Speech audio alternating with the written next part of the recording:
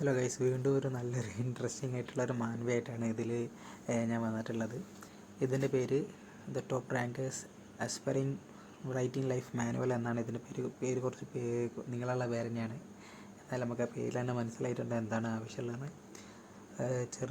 ചെറുതാക്കി പറയുകയാണെങ്കിൽ നമ്മളുടെ മെയിൻ ക്യാരക്ടർ വളരെ ഓവർപവേഡ് ആയിട്ടുള്ളൊരു മെയിൻ ക്യാരക്ടറാണ്. അപ്പോൾ അവന് ഫൈറ്റ് ചെയ്തിട്ട് എല്ലാ എണ്ണത്തിനും കൊണ്ട് ബോറായി, ഫൈറ്റ് ചെയ്യാൻ താല്പര്യമില്ല. അപ്പോൾ അവനൊരു പുതിയൊരു ഹോബി കണ്ടെത്തണം.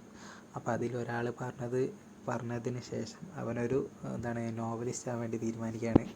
അപ്പോൾ അതിന് വേണ്ടിയിട്ടുള്ള ഓരോ സ്റ്റോറിയും കാര്യങ്ങളും ഒക്കെയാണ് ഇതിൻ്റെ ഉള്ളിൽ ഒരു ചെയ്തിട്ടുള്ളത്. അതിന് വേണ്ടിയിട്ടുള്ള ആക്ഷൻ കാര്യങ്ങൾ, അഡ്വഞ്ചർ കാര്യങ്ങളൊക്കെ ഇതിൻ്റെ ഉള്ളിൽ അടങ്ങിയിട്ടുണ്ട്. കോമഡിക്കാണെങ്കിൽ കോമഡി, സീരിയസ് ആണെങ്കിൽ സീരിയസ്, എല്ലാം അടങ്ങിയിട്ടുള്ളൊരു നല്ലൊരു എൻ്റർടൈൻമെൻറ്റഡ് ആയിട്ട് നമുക്ക് വായിക്കാൻ പറ്റുന്ന ഒരു മാനുവയാണിത്.